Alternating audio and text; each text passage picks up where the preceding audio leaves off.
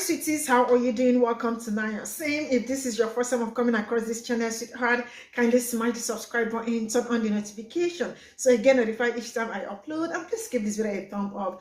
I appreciate you all, and I want to say a very big thank you to every one of you for always coming back to watch my videos and subscribing. You all are the real MVP. So today we'll be continuing from there, everything being Ray-Cist in United States. And you see this particular one you are about to watch is the bomb. Do not click away. The person that actually started this trend is a black man. I am gonna leave his TikTok handle in the comment section, in the description box. His contents are amazing. You are gonna learn a whole lot from this. So let's get into this video and let me roll it. He's racist. Even the Crown Vic, which was made by Henry Ford, who was a powerfully influential racist of his day. See, he hated Jewish people. He hated them. He hated them so much that he had published pamphlets preaching his hatred towards them. He called it the International Jew, the world's problem. He hated Jewish people, man. He hated Jewish people so much that Hitler was impressed with his hatred of them. So much so that he would keep a picture of Henry Ford on his desk. Henry Ford is the only American mentioned in Hitler's book, Mein Kampf. At the Nuremberg trials, Nazi war criminals would cite Henry Ford as one of their greatest influences outside of Hitler. He was so racist that he would go on Marjorie Taylor Greene style rants about labor unions being a global Jewish conspiracy. And it just didn't stop with the Jews. He wasn't too fond of immigrants either. Even though he paid people $5 a day to work at his plants, which was double the price they would have made anywhere else, he did so at a price, at a cost. And that cost was their personal freedom. See, he created a sociological department at his company that would go and inspect the homes of the immigrants he employed. He would check their homes to make sure they were living according to his American standards, making sure they weren't drinking, gambling, smoking, their houses were clean, making sure they were leaving their cultural practices back in their old countries. He was that racist, man. He was so racist that he created schools to assimilate immigrants into American culture by teaching them English and forcing them to forget their cultural heritage. And at their graduation ceremonies, he would force them to wear costumes representing their country of origins. And they'd cross the stage and walk into a literal melting pot, change out of their costumes and put on a suit and tie. And when they emerged, they would be American citizens. He was so racist. And it just wasn't immigrants. He hated us too. He didn't believe we were smart enough to do high-level jobs, so he would put us in the most dangerous parts of the plant to work, like the foundry and the forge. Which is why I find it funny that a man that racist would name a car the Crown Victoria, named after the Victorian age, that's named after Queen Victoria, who ended British colonial slavery on August 1st, 1838. Then in 1793, she went and created the British South Africa Company, which then became South Africa, which instituted a Jim Crow-style apartheid that didn't end until 1994. So when we say everything's racist, it's because everything's racist. But there is a car company whose target audience was African Americans, and we still love that company today. Hey, morning. I don't think we truly understand just how cartoonishly evil of a man Henry Ford was. Remember when I told you that Hitler had a picture of him on his desk? Well, he also had a life-size portrait of Henry Ford behind his desk. When he gave an interview with the Detroit News about why he had this portrait, he said, "It's because Henry Ford is my inspiration. I wish to implement the things he does in America here in Germany." And then he went and created the Volkswagen Beetle and modeled it after Ford's Model T car. This is how cartoonishly evil Henry Ford was. He even had his own personal police force that kind of functioned like his own personal mafia, his own personal Gestapo. They even threw a man over a bridge one time. This is how cartoonishly evil this man is. In March of 1932, during the Great Depression, there was a hunger march against Ford Motors, right? Where the employees planned to present a 14-point plan for better working conditions. They were met by the police, who shot at them. And the men responded by throwing sticks, stones, and clods of dirt at the police. And eventually the police retreated. And so they kept going with their march until they got right to the gates of Ford Motors, where they were again met with Ford's police, his cousin, the Detroit police, the Detroit Fire Department, and the Michigan police. And at that moment, Henry Ford pulled a Montgomery Burns and said, "Release the hounds." And the police opened fire on these protesters with a machine gun. They had one of them pulled up in a car, leaned out the window with a machine gun and went.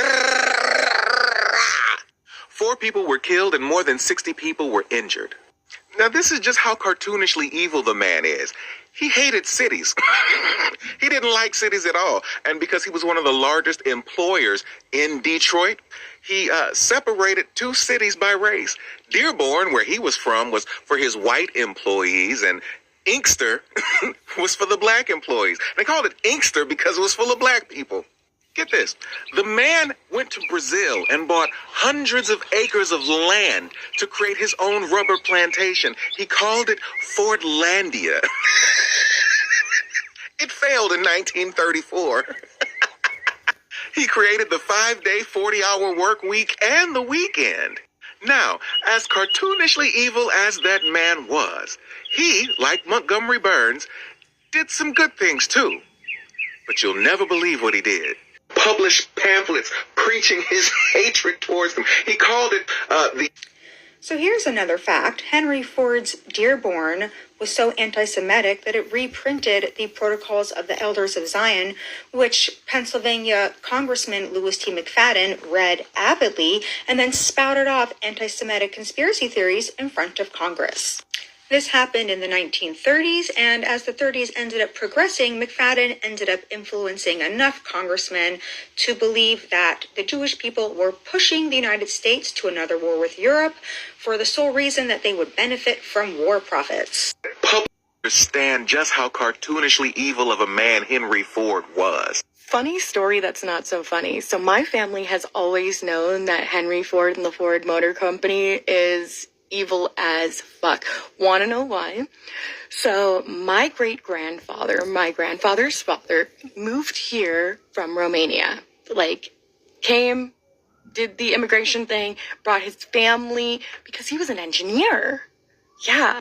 So he brings his family to the U.S. He has this job lined up. It's with the Ford Motor Company. It's going to be awesome. It's going to be great. And it's going to support his family, right? Because Henry Ford wasn't so good on the safety conditions of his factory, during the course of my grandfather working there, there was an accident. One of his employees, because my grandfather was like a foreman and an engineer, so he looked after other employees and kind of gave them their work. One of his employees, unfortunately, touched an open and live wire, getting electrocuted. My grandfather was nearby, and he saw this happening, and he pushed the man off of the electrical current, saving his life. But unfortunately, in doing that, the electrical current passed on to him, and he was electrocuted to death. This is all very sad and all really kind of terrible, because my great-grandmother, his wife, didn't speak a lick of English, and her husband was the only one in the house who worked. Her next oldest male child was like 11, which was my grandfather, and her daughter was 18, but a woman. And this is at a time in American history when women didn't really work. So you would think to yourself, like, he died on the job. He probably was taken care of, and his family was taken care of. Funny story. So, a couple days after my great-grandfather was electrocuted to death, a couple men from the Henry Ford Company came to my grandmother's house to talk to her. My great-grandmother barely spoke any English. She was from Romania, and my great-grandfather was the English-speaking person in the household, so nobody really spoke or read English. These men from the Henry Ford Corporation had my grandmother sign a piece of paper saying everything would be okay. She found out soon afterwards that the piece of paper that they had her sign was relinquishing any rights to any type of money or compensation for my great-grandfather's death, leaving her penniless and with 2 children to support. My family has never gotten an official apology or any type of compensation for my great-grandfather's death. Regulations by illegally installing a device to defeat the emission control system on 60,000 vans. Oh, and then in December of 2018, 2 of the former executives of Ford Company were found guilty of crimes against humanity. There is nothing anyone would tell me that this is pure wickedness and evil. Anyways, let's see the last one. People.